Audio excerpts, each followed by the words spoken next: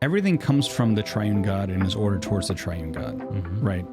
That means all of reality is based in the Trinity. Communion is actually at the heart of reality. To celebrate the Eucharist schismatically is a lie, in a way. It's the exact opposite of what it's supposed to be. Because the Eucharist is meant to bring us united as one body, to celebrate it outside of communion with that body is an aberration. You have to have a means of maintaining universal unity. If we can understand the papacy as being a Eucharistic office, then it makes it more understandable to our Orthodox brethren, because they, along with us, have a Eucharistic ecclesiology. The gathering to celebrate the Eucharist is the church at her highest mode. Like, that is what she is for, is worshiping God in the Eucharist.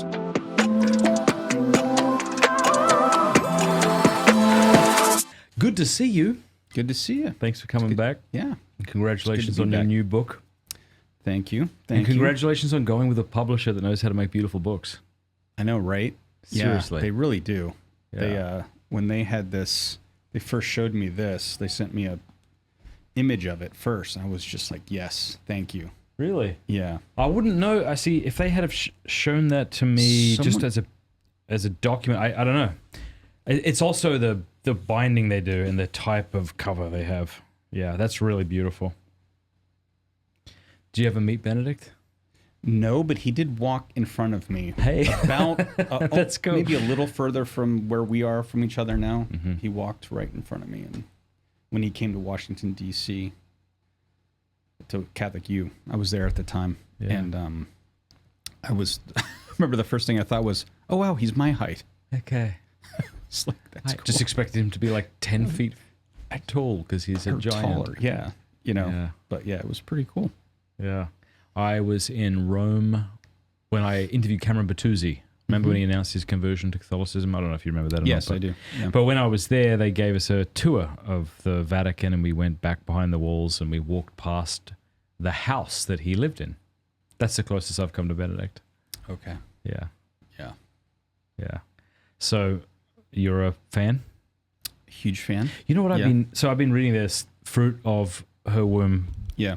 One thing that I have just, because the reason I bring it up is there's a lot of reflections from Pope Benedict XVI, and I was shocked at how he writes so simply.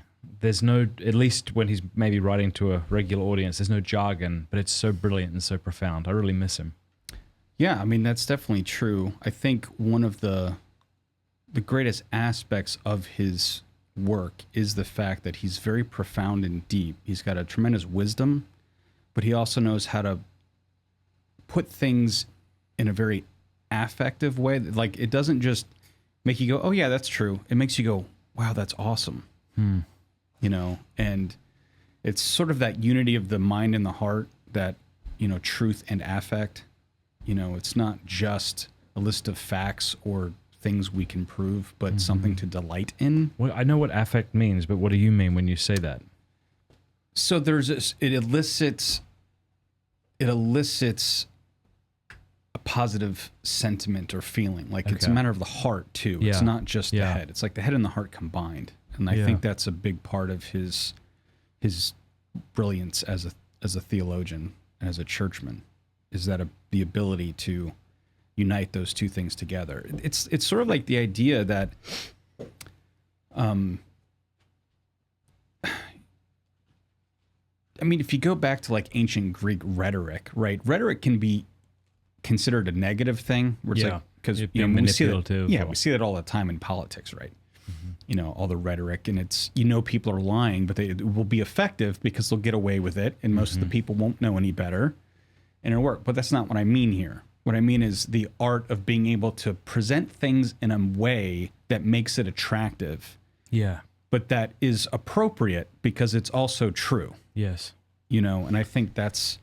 Yeah, let me show you, kind of give one example of this. Yeah. This is from his Christmas message in 2011. He says, "This is the great evil, the great sin from which we human beings cannot save ourselves unless we rely on God's help, unless we cry out to him, 'Come to save us.' The very fact that we cry to heaven in this way already sets us aright. It makes us true to ourselves. We are, in fact, those who cried out to God and were saved. God is the Savior. We are those who are in peril. He is the physician. We are the infirm. Again, just that simple language, but so deep, so beautiful. Yeah, it's amazing. It's one of the things I love the most about him is the way that he writes. And because I think, in some senses, part of his method in theology is, and this can make some people not like him as much, is he's not a scholastic, right? Yeah. Now, he's a big fan of Bonaventure, who was a scholastic, of course, St. Bonaventure. But he doesn't write in a scholastic style. And so sometimes, like, if you really want to get down to nitty-gritty details on things and questions of sub-questions, you're not necessarily going to find that. Yeah. Now, occasionally he might have insights like that. But so he's not doing a logical demonstration. So he's not demonstrating, he's monstrating, meaning he's not proving, he's showing. Okay. And so I find his theology to be best understood as an elucidation that helps you see what he sees. It's like he's dug through the tradition, he's dug through the scriptures, he's read authors from throughout the centuries, and he's interiorized it. Yeah. And now he's now perceived not just the data, but the meaning behind the data. He's seen the connections. So now he's painting you a mosaic. So he's revealing to you what he himself has imbibed and collated and synthesized. Wow. And so he's showing you a picture of the reality. He's not necessarily proving it to you beyond a shadow of a doubt in some sort of mathematical proof. Yeah. But he's hoping you're going to perceive it through his words. Interesting. And then you will just know it's true because it will ring true, and you'll be gripped by the truth. How is that different from, I know he was a theologian, Pope St. John Paul II was a philosopher, but how is that different to his sort of phenomenological approach? Because it sounds similar in that he's sort of showing you something which ought to just resonate with you without necessarily going through the arguments. Yeah, I mean, there certainly are actually a lot of similarities between the two of them. I think in a lot of their method and their way of expressing, especially as popes, they both have a very keen intellect, but also know how to put things in a beautiful way that grabs you. As far as like Pope St. John Paul II was more of a philosopher. So, but they both. So yes, John Paul II had a phenomenological bent, but still rooted in metaphysics. And I think that's why there's such a similarity between him and Benedict. So Benedict's not a philosopher either, but he defends philosophy multiple times, tooth and nail, says it's absolutely crucial, especially metaphysics. And it's that metaphysical realism that I think they both share in common. And I think is absolutely essential to the Catholic faith, to be honest. And I think a loss of metaphysics is actually behind a lot of our problems today. What do you think would have happened if he hadn't have quit? That's hard to say. Can you imagine? I don't know. He didn't die that long ago. I wonder what would have happened to the church. I don't know if he would have lived as long as he did. I think resigning did extend his life significantly. I mean, Ganschwein, his secretary at the time, says like, we didn't expect that he would live that long. Yeah, maybe a year, 2, 3 more. They did not expect he would hang on as long as he did. But that probably had something to do with being relieved of the duties of office. Yeah, it's wild how last time you were on, we were talking about the Second Vatican Council, right? Which was a super helpful episode, I think, because a lot of people just blame everything on the Second Vatican Council. A lot of people do, right? And not realizing why it was necessary, what they were responding to. Maybe a lot of these people haven't even read the documents, etc. But one of the things you said back then was that there was a lack of oversight that led to the confusion and liturgical chaos that resulted. Yeah. It seems to me, yeah. Yeah. I mean, and it's something that Benedict himself complained about. I mean, he was not happy with the implementation of the council. Neither were people like Henri de Lubac. I mean, they were rather upset. about the way that the council was put into effect and the way it was being twisted by the media and other theologians who were taking advantage of the media. Yeah. And I mean, then of course Ratzinger, being his name, I mean, basically said, it's like, yeah, you know, we might have been right in the theology, but we may have not taken into consideration how it would be received. And so they didn't anticipate the way that it would be twisted. And even with regards to liturgy, he was rather upset at, you know. And this is kind of the first time that the media could manipulate a church council in the history of the church, because it didn't exist. Prior. Yeah, not on that scale. Yeah. On that scale, newspapers, but you didn't have TV, you didn't have radio. Yeah, that's what I mean. You didn't have any of that. Yeah, isn't that crazy to think about? Because that was going to be my next question. Like, had that happened before? But yeah, the media is, we know it. Yeah, wow. Right. But yeah, it's hard to know what would have happened if he hadn't resigned. I don't know. That's a good question. I mean, I guess it would have depended on how long he lived, and then it may have affected the next election based on which cardinals would have aged out and that sort of thing. It's also a question of like, how well would he have been able to continue leading the church? Yeah.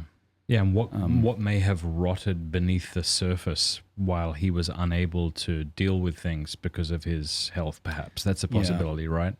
And that things may have looked okay on the surface with his red shoes and cool stuff. Yeah. Big fan of the red shoes.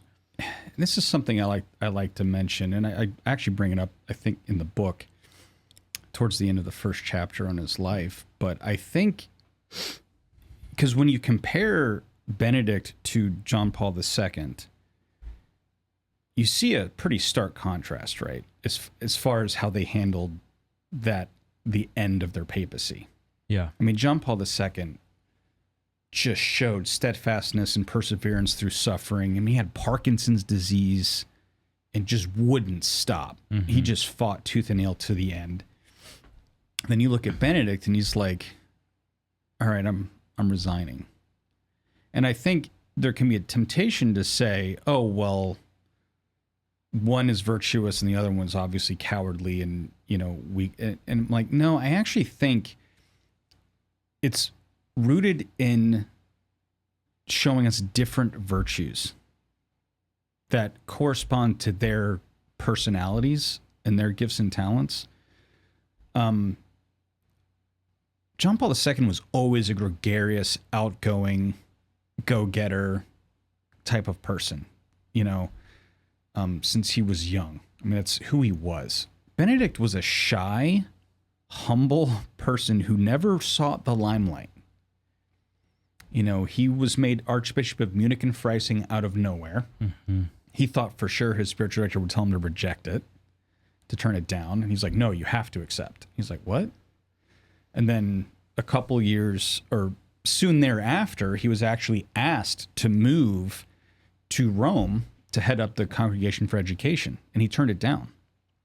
Now, his excuse was, it's not fair to Munich. They just got a new archbishop. It would be unfair to them to lose it so fast. You know, it's a major archdiocese, you know.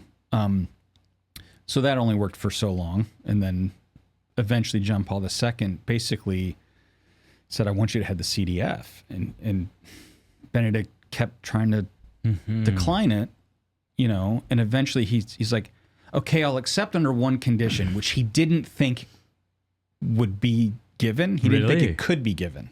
How do you know that? That's what he says. He says that in, like, he does in interviews. He told Sewald this, that he's like, I'll accept the position as long as you continue to allow me to publish. Okay. So writing books and articles and things like that. And John Paul was like, okay, well, I'll look into it. And he goes, John Paul comes back. He goes like, actually, it turns out this other guy did the same thing, so you can too. Okay. He's like, okay, I guess I have to do this. So then he tried to retire after 5 years. He told him, he's like, oh, well, my 5-year term is up. So obviously it's time for me to get out of here. And John Paul was like, no, I don't accept that. You're staying. Then he had a brain hemorrhage. Benedict did. Wow, I didn't know that. Yeah. And he was like, this is obviously really incapacitating. It actually affected his vision, which eventually he lost vision. I think it was in his left eye. I really need to be relieved of my duties. Like I've had this brain hemorrhage, this is really grueling. And John was like, no, I need you. And then a third time, Pope John Paul II said, don't even bother asking. He goes, as long as I am Pope, I will need you in this next to me. And so he tried to retire 3 times before he became Pope. Yeah. And then John Paul II wasn't around, and he did. Well, when he became Pope, the only person that could tell him no was himself. And I think what's interesting about that is he, even though he knew his name had been bandied about like in the press and people were talking about his name as possibly being elected, he didn't think it was actually possible. He thought it was absurd that he would be elected. Probably the only person on the planet that thought he wasn't an actual contender. Did he give reasons for that? No, he just didn't think it made sense. He didn't think it was possible. And then the image he gives of when he was elected, when it became clear he was going to be elected, he compares it to an execution.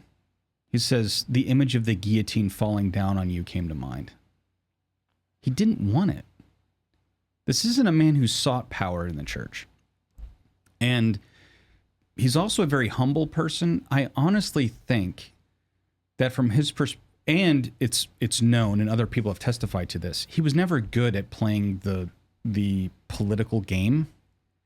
He's in some sense almost childlike in the fact that he doesn't have any guile like that. He doesn't try to manipulate things. He doesn't know how to play the game. Like the sort of politics that you'll see in any sort of organization. He doesn't jockey for position. He doesn't play those sorts of games. So which tells me is he probably doesn't know really how to detect it either. Yeah. Like administration was never his strong suit. That was never what he was known for. What his gift was always theology. I mean, he was an academic most of his, life. And I honestly think because of his humility, he thought, I need the church more than the church needs me.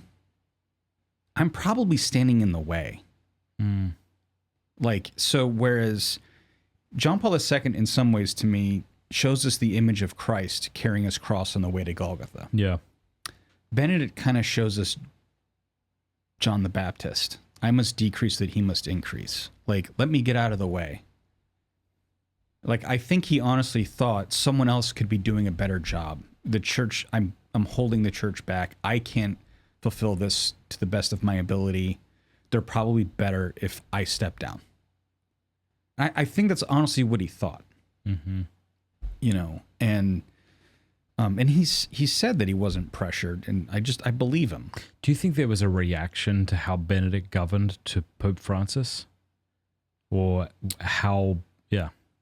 What do you mean? If Benedict was, like God's Rottweiler, in the sense that he was very orthodox and doctrinally sound, do you think there was a contingent of cardinals who kind of swing to the other direction with Francis? It could be, but I don't even know how much the cardinals even knew of, because I don't know how much they know of each other. I mean, how many of them really even knew who he was? I mean, I'm sure there was a core contingent that did. As a CDF, they would know about him, but don't you think? No, I meant of Francis. I see. I mean, I never heard the name Bergoglio before he was elected. Gotcha. Yeah. Right. I don't know how much they know of each other or how that works out. Yeah. I don't know. I mean, that could be. I really don't know what went into that. Yeah, it would be interesting to be on the fly on the wall in those conversations. So, like, why did you get into Benedict? Have you always loved him? Did it develop till you wanted to write this book? Or yeah. So my history with Benedict, when I was in college, I was a theology major, and I remember just default liking him because I knew he was Orthodox, which back in those days, was not. you had to hang on to the Orthodox people, when you had him. So I loved him by reputation. I never actually studied him. It wasn't until, I don't know the year or which grad program. I was in graduate school, and I started reading him, and I don't even remember what the first book was, but the more I read, I just wanted to read more. And I just kept reading, and I remember just being like, this is amazing. Like, I would underline and highlight and make comments in the margins, and it was like every page had like, yes, exclamation point, amen, underline. So when I got my second graduate degree, the STL in systematic theology, I decided I was really interested in ecclesiology, which theology of the church. And so I ended up writing my STL thesis comparing Ratzinger to a Greek Orthodox theologian, John Zizioulas, on how to understand the papacy or universal primacy from a Eucharistic perspective. Like, can we understand the Pope as a Eucharistic office? Because Catholics and Orthodox both understand the Church and the Eucharist as being intimately and essentially united, almost as like two sides of one reality. What are the two sides? The Eucharist and the Church. Yeah. So if we both understand the Church Eucharistically, and that's like our strongest thing we have in common, well, the thing that divides us the most is the papacy. So can we understand the papacy in light of the Eucharist? How would you do that? What does that mean? Well, I wrote a whole STL thesis on it. I talk about it in the book a little bit. We can go into that, but let me finish my thought. We can come back to it. I'll make a note. So that was the first foray into doing major work on him. It was about a 140-page thesis comparing him to Zizioulas on that question. I loved it. So then when I went back for the doctorate, I had to come up with a topic, and I wanted to continue writing in ecclesiology, but I couldn't find anyone to direct it. Like, all of the obvious professors were booked. They just had no more room for any more directees. So was one professor, Father Galvin, was like, well, so his original, Rick's got another tangent. In Germany, you typically don't just write one dissertation, you write two for the habilitation degree. So his second one was on Bonaventure, right? Now, the first version was rejected and never approved. And that was from 1955. That one was never approved. It was rejected. He changed it, published only a section of it as the whole thing to pass the degree. Well, I think it was in 2008 or 2009, the original version was published for the first time in German. So no one had access to that before. And so it was a major change. So my professor was like, I've got the German copy of this. I could direct a dissertation talking about his theology of revelation using his Habilitationsschrift from 1955. And I was like, all right, let's do it. Yeah. So I did my doctoral dissertation on his theology of divine revelation. Okay. And so that just, that was really hard because like most of my sources were in German. So did you learn any?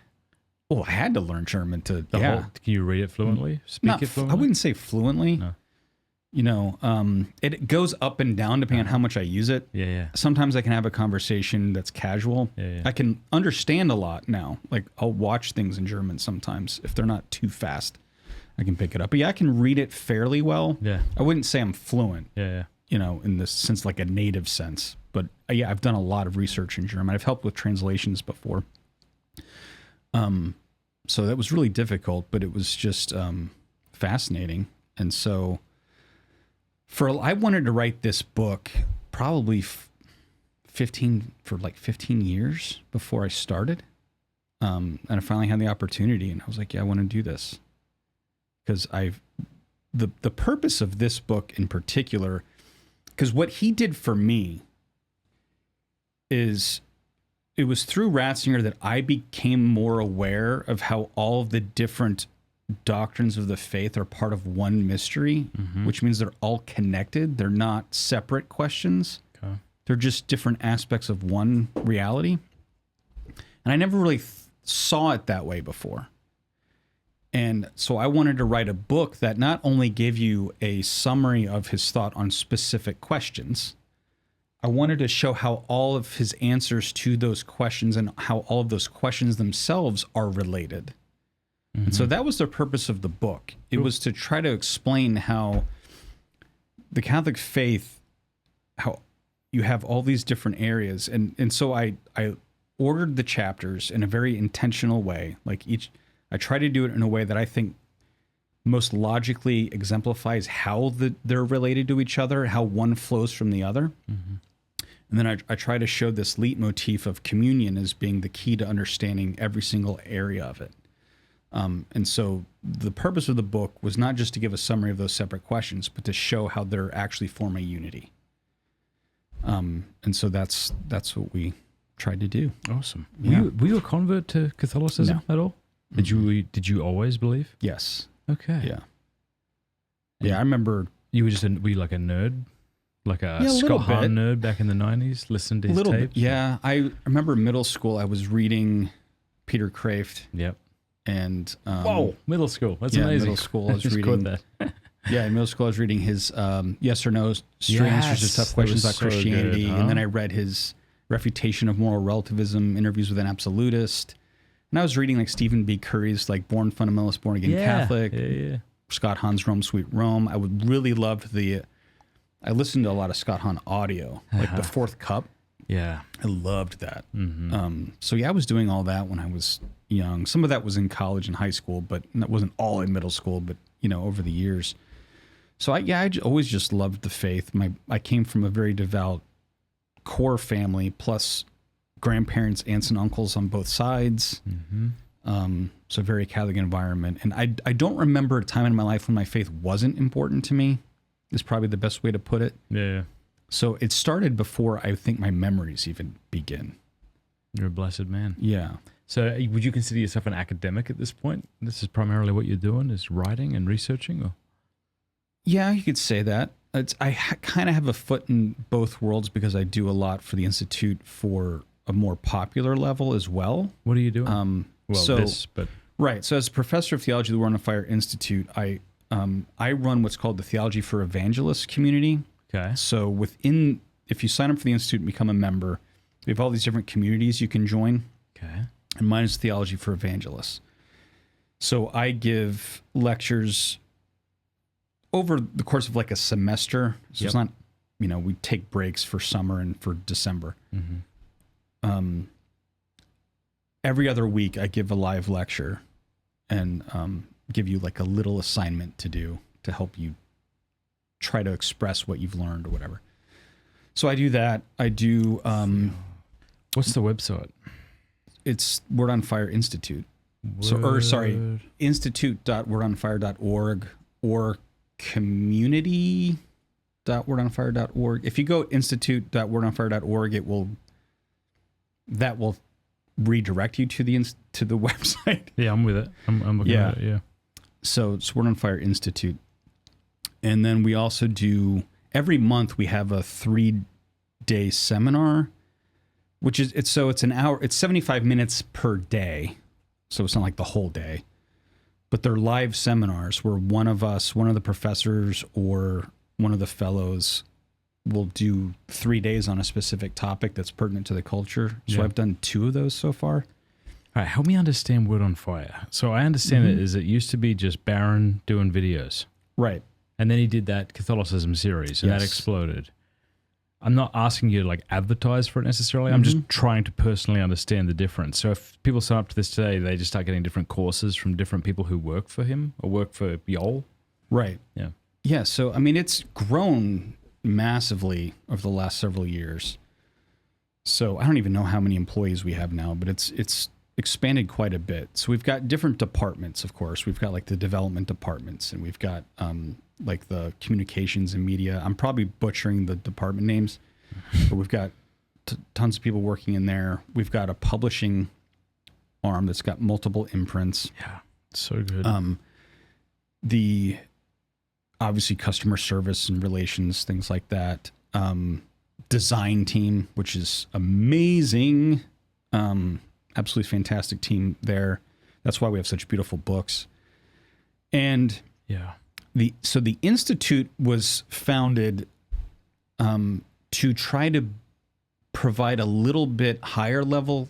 I guess one way of putting it is to help train people to be evangelists with the Word on Fire ethos. So commitment to, positive orthodoxy, and Eucharistic and Christocentric. We have like a whole 8 principles, you know. And the idea is to help train evangelists to engage the culture, to evangelize the culture. It looks so good. And so the Institute, we have courses in there. So, they're like basically 8 to 12, 20-minute talks. They're not like full academic courses, but, on different topics. We do a lot of stuff on faith and science. Like I've given a couple of lectures on faith and science we have conferences on that. We've had the Wonder Conference now for a couple of years. And the year before that even started, we had a Faith and Science Summit. We bring in like Ivy League Catholic scientists to talk about faith and science, things like that. But courses on all sorts of different topics. And then, these communities. So, and we have a quarterly journal that comes along with the membership, the Evangelization and Culture Journal. Incredible. It's gorgeous. Yeah. So we have good articles that are, they're intellectual and they're deep, but they're not academic in that sense. Yeah. How did Barron get so good at this? Did he just know who to put in the right seats? Yeah. Because I presume he's not a graphic designer. He's got an idea of what he wants. No, it's unreal. He and Father Steve have a great ability of talent acquisition. Yeah. They seem to just know how to find people that and help them use their talents to, it is amazing, honestly, to see, because there's such great people that work for us that sometimes you do wonder, how did you find this person? Is this primarily online, Word on Fire?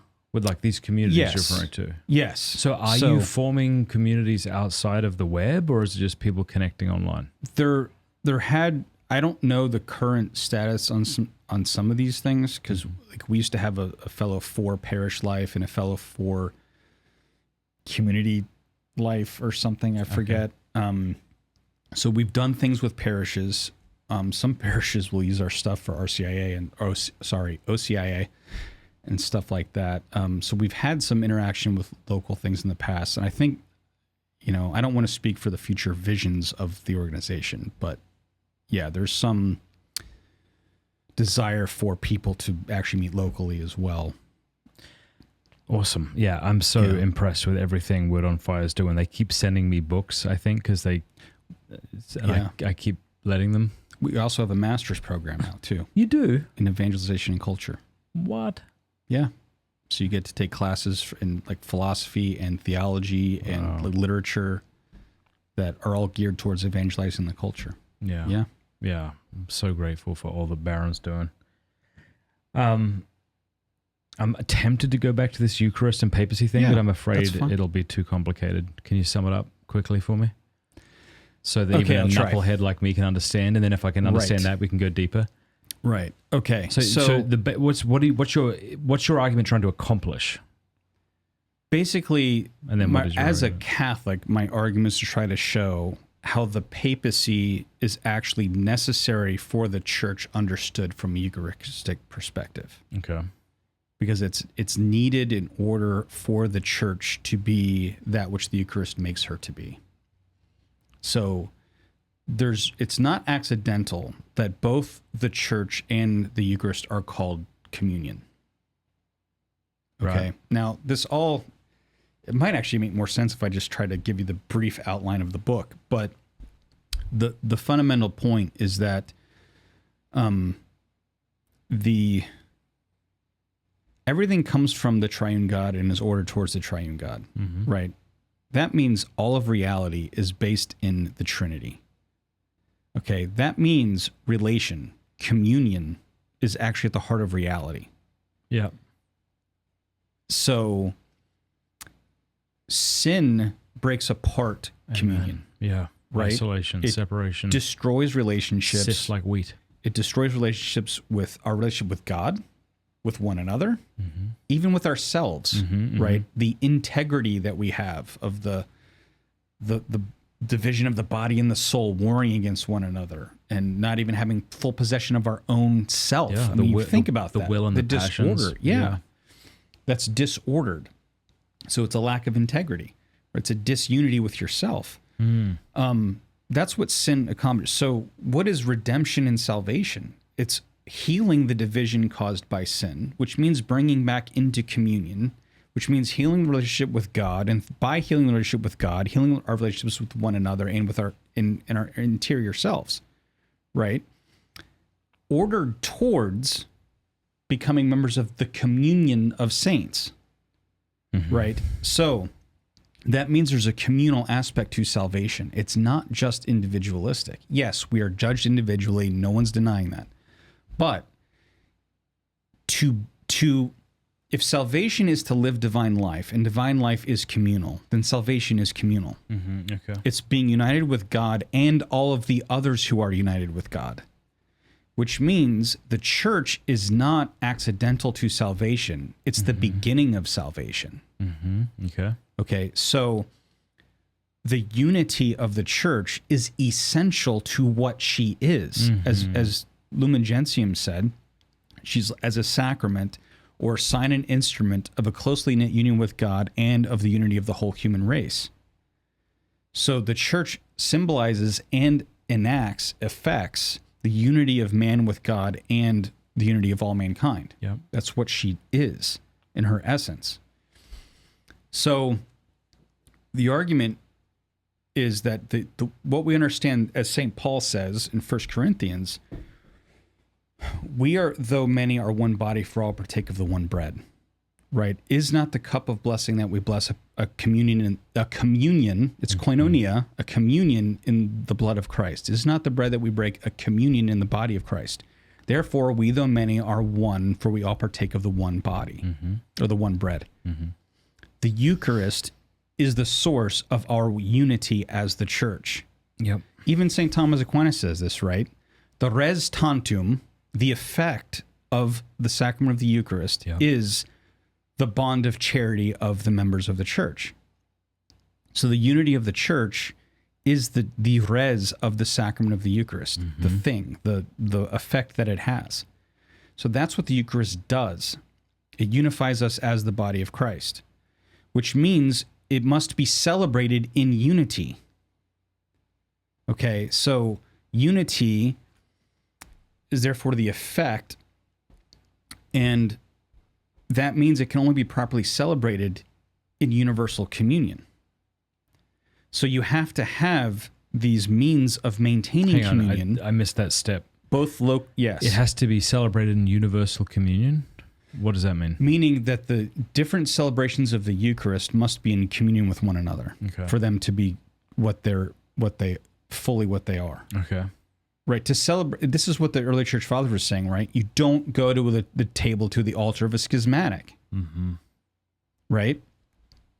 So you need to have communion on the local level, and that's where the bishop comes into play. And you need to have communion on the universal level to keep all of the local churches one church throughout the world and throughout time. So, and to be professing one faith.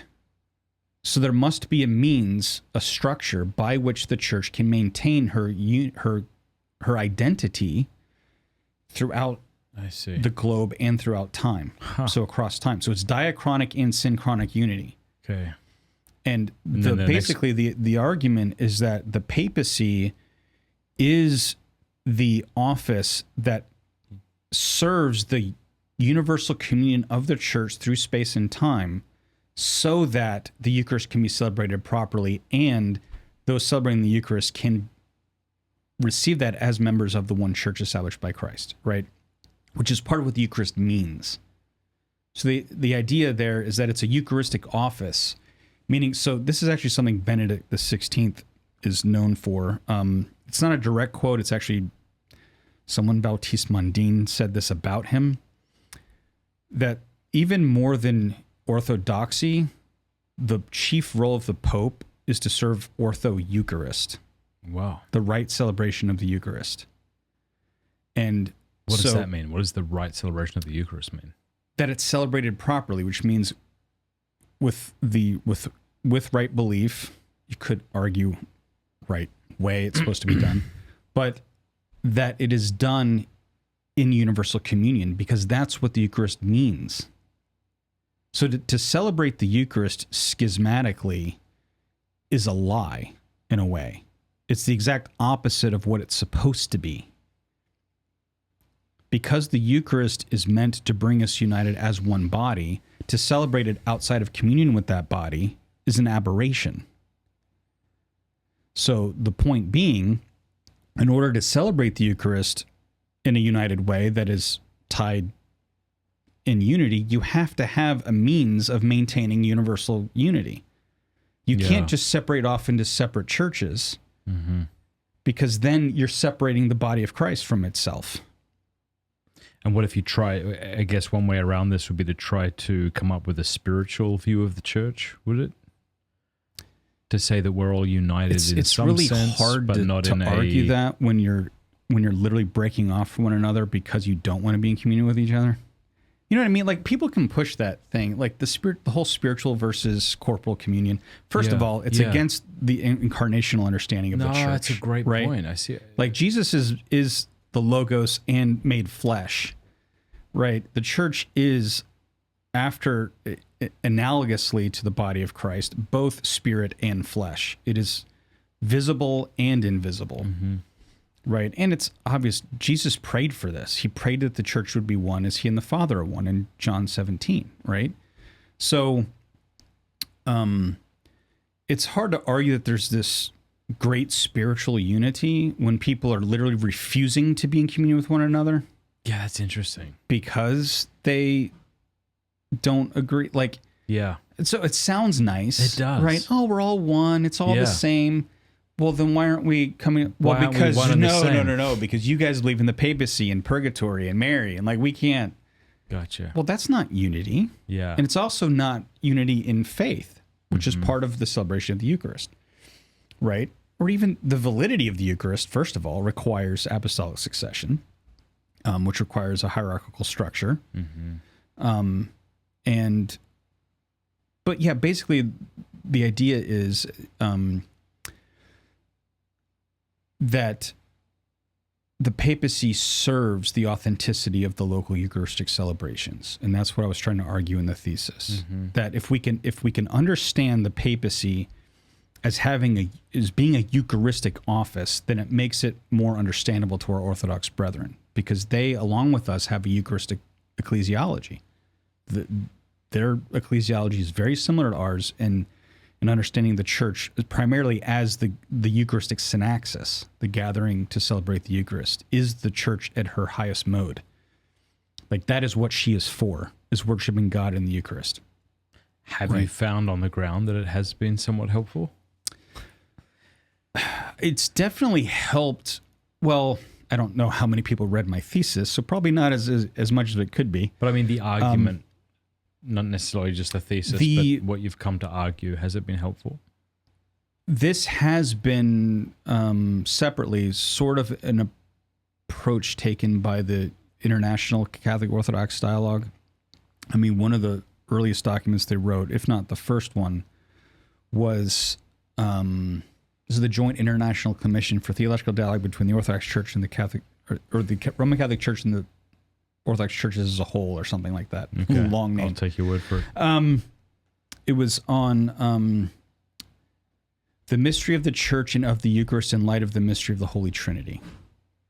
It's actually a pretty beautiful document, but it's showing we have a mutual understanding of the Church from a Eucharistic perspective, or we understand the Church and the Eucharist in a Trinitarian way. So there's this link between the Trinity, the Church, and the Eucharist. Zizioulas was a good dialogue partner because he's a Greek Orthodox metropolitan of Pergamon in Turkey. He's also a scholar. And he was actually very amenable to universal primacy. I mean, he pushed back against the some of his fellow Orthodox and said that, you know, trying to claim that synodality or collegiality is of divine right, but primacy is only of ecclesial right, doesn't make any sense. And the reason it doesn't make any sense is that you can't have a synod without a protos. You can't have a synod without someone who heads it. So if it's a sine qua non condition for a synod, then it exists by the same right as a synod exists. Because you can't have a synod without a head. That means the head exists, the office of the head exists by the same right, which is divine. So if you're going to admit that synodality is of divine right, then the head of the synod also exists by divine right, because you can't have the synod without him. Gotcha. Yeah. So he actually and he basically admitted too, it does belong in Rome. It's just a question of, well, what does primacy mean? And that's where you start getting into arguments of, you know, well, what are the extent of his authority and power? Do you think there's some evolving happening today on how to understand the Bishop of Rome? I haven't been directly involved in that research in a while now, but I haven't seen that on the ground. I'm hoping that they're making progress. I do think there was some progress in the commission itself, the theologians. There was a document, I think it was the one they were writing when they were in Ravenna in Italy, and it was supposed to be on the primacy in the first millennium, and they wanted to have a joint study of how primacy was exercised in the first 1,000 years prior to the schism. Yep. Right? So they had different working groups in different languages. They had a commission that had to bring those all together. They wrote a document. The Catholic and Orthodox theologians agreed on it. The Orthodox bishops wouldn't accept it. So it got rejected because they didn't like the outcome of the research, the joint research. And it did get leaked online. I don't remember the title of it, but there's attempts to try to address this on an academic and an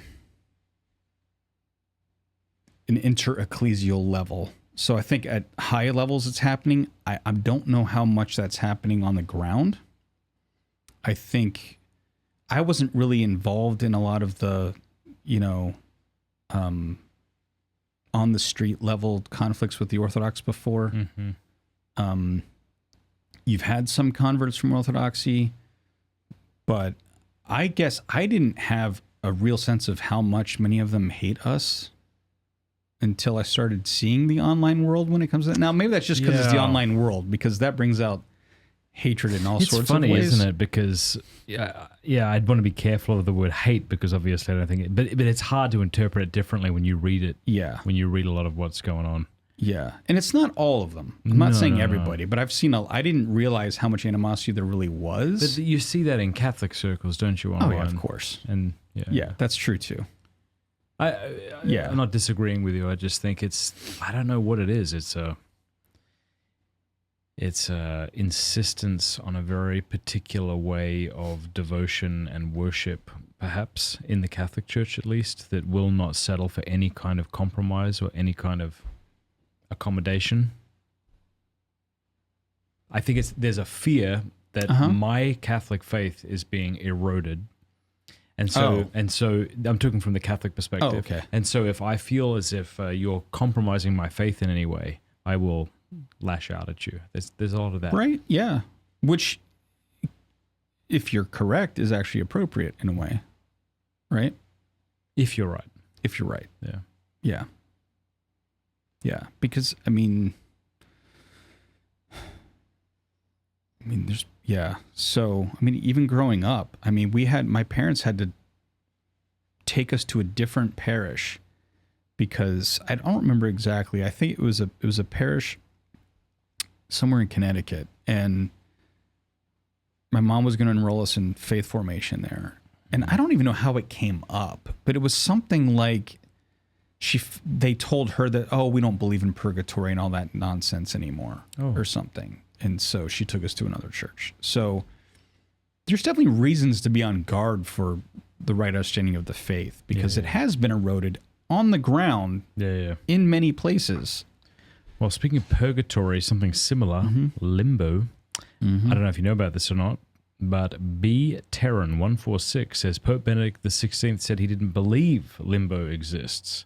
Does the church have an official teaching on this? See, I'd like to see a quote where he explicitly says that himself. I don't know that if that's the case. I would like to see the direct quote. I think there was a commission that came out with a document that addressed limbo while he was head of the CDF. This is still an area of dispute amongst theologians. What is limbo for those at home? I guess the best way to describe it would be for those who die without, like, say, infants, or the equivalent thereof, people who have never been able to attain an age of reason or right use of faculties, where they could be held responsible for, like, mortal sin, or whatever. That if they died without baptism, that they would go not to the hell of the damned, but basically to a place that would be akin to natural beatitude. So the perfection of human nature, but not supernatural beatitude. They would not behold God face to face in heaven. So it'd be like perfection of all the natural aspects of human life, body and soul. You would have natural virtues. Here's a article from Tim Staples at Catholic.com. In 2007, the International Theological Commission, which is a department of the Roman Curia under the Dicastery for the Doctrine of the Faith and serves as an advisory board for the Dicastery, issued a document called The Hope of Salvation for Infants Who Die Without Being Baptized. It was published with the approval of Benedict XVI and taught that the Church has reduced the teaching of limbo from the level of common doctrine among theologians to a possible theological hypothesis. It does not do what many expected, that is, completely abandon limbo, as Benedict had said the Church should do back when he was Cardinal Ratzinger, but it did reduce the teaching's prominence. Another question here has to do with Pope Benedict XVI. People will sometimes talk about it as a prophecy. Whether it was a prophecy or not, I don't know, but I believe it was in his interview with Raymond Arroyo where he said that the Church will continue, but it will become very small and faithful. But pure church. Yeah. I think that was, he was reading, I think it was like smaller but purer church, or smaller but more faithful. Yeah. I mean, I doubt it was like a prophecy in the theological sense of that term. Right. But he seemed to be reading the signs of the times and saying that, look, I mean, it seemed to him that society itself was becoming more and more antagonistic to the faith. Yeah. And so he expected that as the persecutions ramp up and as we're asked to compromise more and more, that those who are willing to endure that and not be won over by the ideology of the culture would reduce the numbers of the church. And therefore, but those who remain would because of that external pressure, to remain already means that you've got some deeper level of commitment. So I think he was just doing the math in a way. Like, well, it would make sense that the church is going to get smaller, but the people who remain will be serious about it. Here's an excerpt from his work, Faith and Future. The church will become small and will have to start afresh, more or less from the beginning. She will no longer be able to inhabit many of the edifices she built in prosperity. And I tell you, as someone who just lived in Austria for 6 months and traveled all around Europe, that seems to be true. As the number of her adherents diminishes, she will lose many of her social privileges. It will be hard going for the church, for the process of crystallization and clarification will cost her much valuable energy. It will make her poor and cause her to become the church of the meek. The process will be long and wearisome, as was the road from the false progressivism on the eve of the French Revolution, when a bishop might be thought smart if he made fun of dogmas and even insinuated that the existence of God was by no means certain. But when the trial of this sifting is past, A great power will flow from a more spiritualized and simplified church. Men in a totally planned world will find themselves unspeakably lonely. If they have completely lost sight of God, they will feel the whole horror of their poverty. Then they will discover the little flock of believers as something wholly new. They will discover it as a hope that is meant for them, an answer for which they have always been searching in secret. And so it seems certain to me that the church is facing very hard times. The real crisis has scarcely begun. We will have to count on terrific upheavals, but I am equally certain about what will remain at the end. Not the church of the political cult, which is dead already, but the church of faith.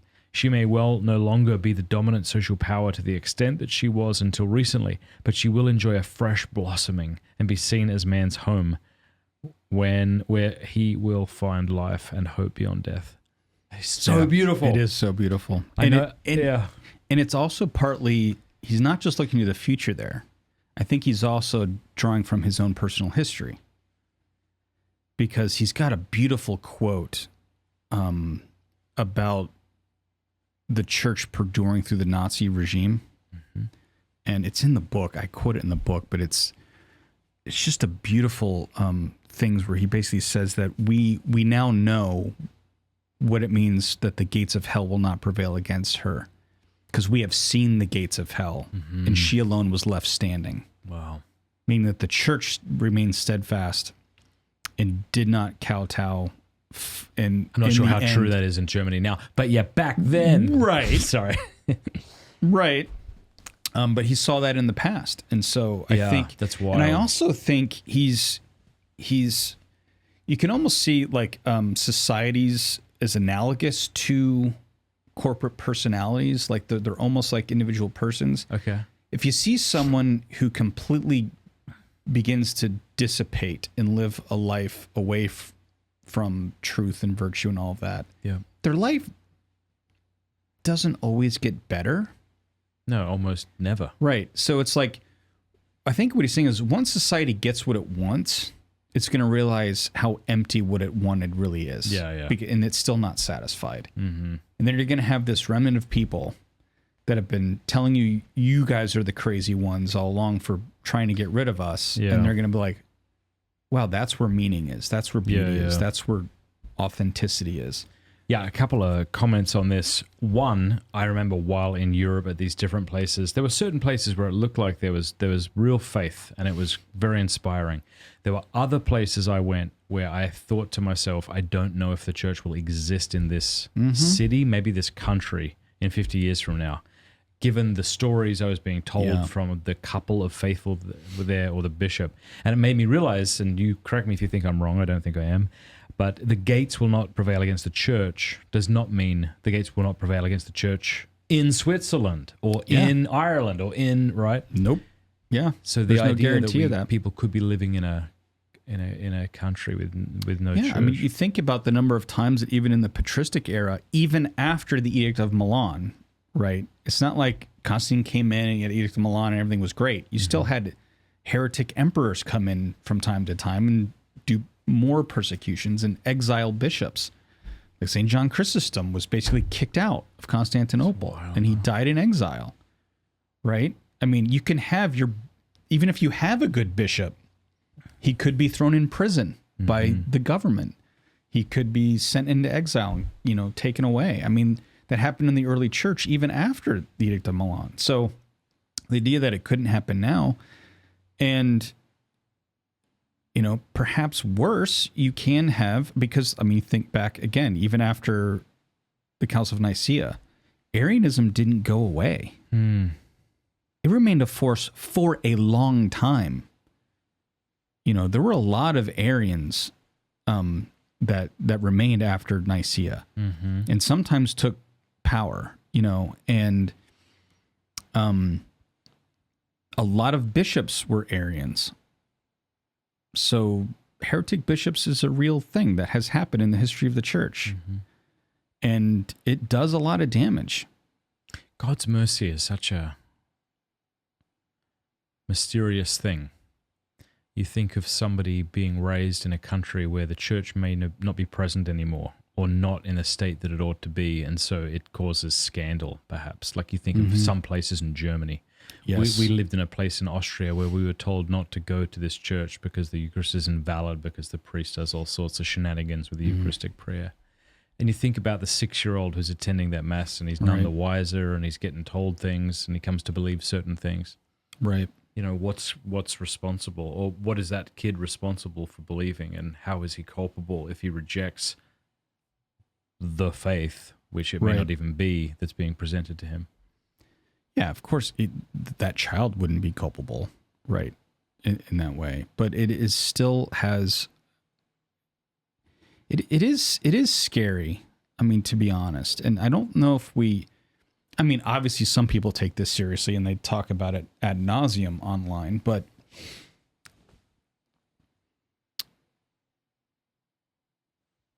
I'm trying not to overstep my bounds. But do it. It's the history of the church. If you could have in the age of the fathers, heretic bishops, sometimes that were a significant number of the episcopate. The idea that couldn't happen now just because we're like in a later time period is absurd. Yeah. Especially when you consider the fact that dissipation tends to happen the more free from government persecution you are. Right? A lot of those heresies arose after the Edict of Milan. Right? Arianism, Apollinarianism, Manichaeism, like. So, I'm not saying every heresy necessarily did, but I just think the church as a whole and individual members need to take seriously whether or not they're actually Orthodox. And the fact that we will be held accountable for that. And I think there are significant numbers of people in positions of the church that don't take that seriously. Being given power in the church is not a license to preach your own gospel. I mean, St. Paul's very clear on that. If even we or an angel from heaven should preach you a different gospel, let him be anathema. Right? And the idea that if you become a bishop or a professor in a theology classroom, that you can change the church's. You can present the faith in your own image and likeness to your liking when it's not authentically united with the tradition. And you're aware of that fact? I don't think... Are you? Some might not be, but if you're talking about bishops and professors, they should know better. Yeah. It's one thing to say, no, this is I read the tradition and it seems to say this, like, and I'm receiving that. It's another to like, well, let me twist it to fit this mold that I like and ignore it. I mean, it's I really do think that's it's the souls of the leaders and the professors and the people they influence that are at stake. And I think sometimes we give heterodoxy a pass too easily, because we think, oh, it's not really that big of a deal. Do we? Who thinks that? I think a lot of people do. I think a lot of people think that it doesn't really matter because as long as you're nice or even charitable, well, as long as I get the virtue of charity, I don't need the virtue of faith.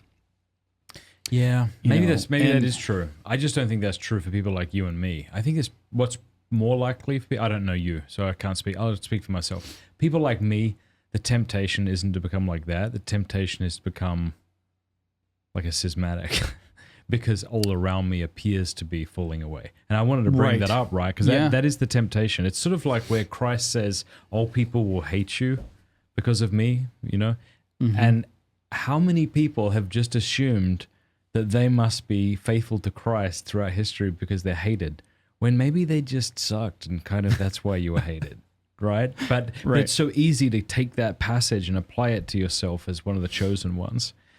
People shouldn't be hated, of course, but the same thing here. The church will become small. I mean, how many people are reading Benedict's words saying, yes, exactly, and that's why I don't go to Mass anymore. I go to the garage that Father Gary celebrates the... But that's where I have the problem, because if you go to a schismatic group, you've actually conceded that the gates of hell did prevail, right? Because again, like, go back to, this is one thing that I always find interesting, is a lot of the radical traditionalist schismatic groups will talk about the past encyclicals and all that. Well, they explicitly say, like, condemn the notion that the church is not a visible, identifiable, tangible reality that you can point to. And that, it, you know, it's just this free-floating thing, you know, that, no, it's got a structure, it's got an identity, like, you can see it, touch it, go there. Like, there's a reality to that, and that it must have this universal structure. So to say that it has persisted without the papacy, like, is I'm not saying you can't have short periods of time like that, but especially when there's no way to reinstate it, what would be the mechanism by which you would ever have a pope again? It doesn't make any sense. Yeah, that's what seems crazy to me when people try to deny the papacy of Pope Francis. Because then, are the cardinals he has elected, are they legit? Right. And if they are the majority do you voters, know, I'm actually asking, do you know if, like, these modern sedevacantists would say that the cardinals if they don't think, by Pope obviously, Francis if they think he's not legit, then they can't be legit cardinals. Well, the reason I ask that is that maybe he's making them cardinals based on him being the Bishop of Rome, and they're trying to separate that from the... You can't. You can't, you don't think? No, you're Pope by virtue of being the Bishop of Rome. So if you have a Bishop of Rome, you've got a Pope. That's just the way that works. All right, well then let's say, so let's say then that is the case, that they're saying that these cardinals are illegitimate. Then you just have a conclave of illegitimate men who cannot... they can't elect anything. Yeah. So it's somewhat self-refuting, but no, I get that. The tendency to schism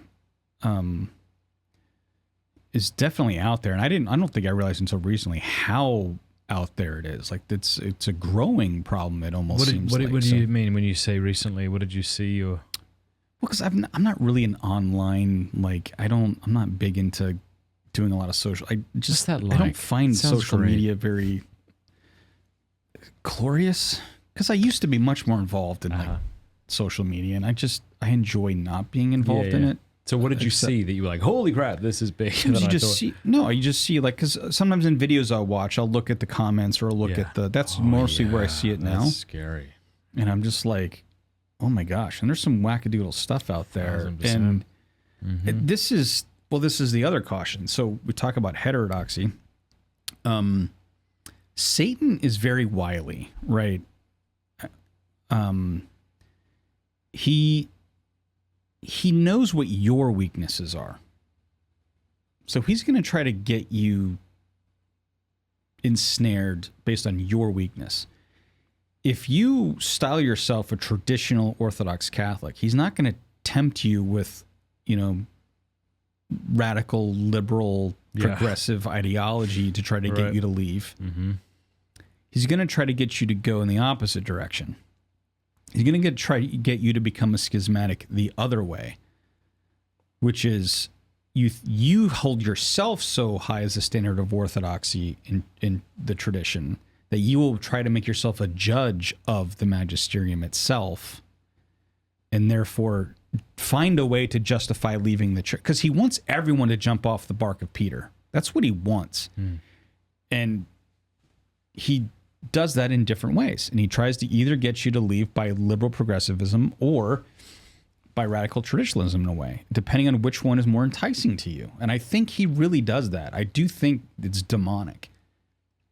And that people have bought into lies and even Scripture talks about this. No, it's not facetious. What is it? The word? Is it facetious arguments? No, I forget what specious. Maybe that's what it is. Specious arguments, like, and that you're like, wow, I can't believe, because sometimes some of these groups are really good at weaving a narrative that, if you don't know any better, sounds very convincing. Yeah. The use of rhetoric and selective quotations and things like that it's propaganda. It's the same way people fall into other sorts of ideologies, right? And that's how he's going to get you. But it's, the reality of it is, it's like, well, then, but if you understand the church as a communion that has a visible and an invisible structure or a component to it, then schism is never the answer. That's always an exacerbation of the problem. So no matter how marred the body of Christ gets, no matter how bad certain people in certain positions might become, it doesn't mean that the solution is to lop yourself off of the body. If you're, let's say your right arm gets gangrenous. Well, you don't chop off your left arm, right? Yeah. So you want to remove a good member of the body of Christ because there's some bad ones out there?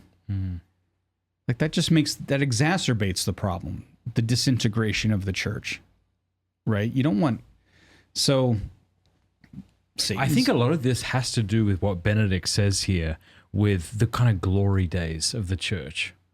This desire to have this sort of social clout that we did once have. You even watch movies from the 80s and 90s. Even back then, occasionally you might see a priest who has a lot of kind of moral authority and amidst social cachet. Yeah, among a kind of community of people. Yeah, right. It's just it is tempting. Yeah, but if they have no mandate from the church, they are not proper ministers. So they can't do that, right? It's in some ways it's LARPing. So I will say this though, Benedict got a lot of flack when I think he was still a fairly young priest at the time. It was like 1958 or 59. He wrote an article I think it was in Hochland, which is a magazine or journal. And depending on how you translate the German, it's either the new heathens or the new pagans in the church. And so this is in the 50s, right? And he basically says, we got a problem. And he said the problem is the church is I'm paraphrasing, but pulling in some of his words. The church is becoming a facade. Yeah. We're keeping up appearances. 100%. But by keeping up appearances, we're allowing, so to give an example, he's basically saying people from the outside, it looks like we're strong, but in reality, the people in the pews are pagans. They don't really believe. You got people bringing their children for baptism who have no intention of actually following through on the baptismal promises. They'll answer yes to all of them during the ceremony, but they don't mean it. They're not going to bring the kid to Mass every day. They're not going to make sure they're raised in the faith and get good catechesis. They're not going to do that. So we baptize the child anyway. We confirm the ones that don't really believe. We allow them to get married in the church when they don't even really know what that sacrament is. And, they just kind of go, when you give them their faith formation. And he basically says, by doing this, we are allowing these people to believe that they aren't pagans when they really are. And he basically says, this is a problem. Like, we need to take seriously that the sacraments come with obligations. And the fact that we're not holding people to those is actually a scandal to those very people we're administering the sacraments to. I'm highly paraphrasing here, but that's the gist of what he was saying, is that basically the church looks fine if you look at it from the outside, but the people don't really believe. And we're allowing them to continue to think they're believers when they're not. I thought of that when I was in Ireland. There's some beautiful people in Ireland, obviously, and some wonderful Catholics who are doing excellent things, getting together in communities, celebrating the liturgy, etc. It's very lovely. But I mean, there's a church on every corner almost. And the churches look really beautiful. And so when you're there, you just get the idea, like, this feels like a really Catholic country, right? Ireland. But if you were to remove every single church and only remove the ones that are being used, you might not see a church hardly anywhere. To the idea of it being a facade. Yeah. And that would be That's more sad. honest about. Yeah. I'm not saying we should do that. Yeah. But yeah. And I think he may have even been talking to the people that even go to church. Like, you might have a parish where everyone's going every Sunday, but they really don't believe. You know, they don't take it seriously. Think of the mafia leader who takes his son to get baptized. Yeah. You know, does he really believe? You know? Yeah. All right, we got a few more questions. Is that okay with you? Catholic Viking says, do you foresee him becoming canonized as a saint? If so, when do you think it could happen by, and what would you guess his patronage to be? Right. Now, obviously, all this is complete speculation. There'd be a difference between what I want and maybe what would be better for the church. I would like to see him be canonized to be made a doctor of the church. Really? Yeah. I would. And Father Henri de Lubac, who wrote the foreword to my book, mentions that in his foreword. He says that he is qualified for this. Wow. I don't know how fast that will or should happen.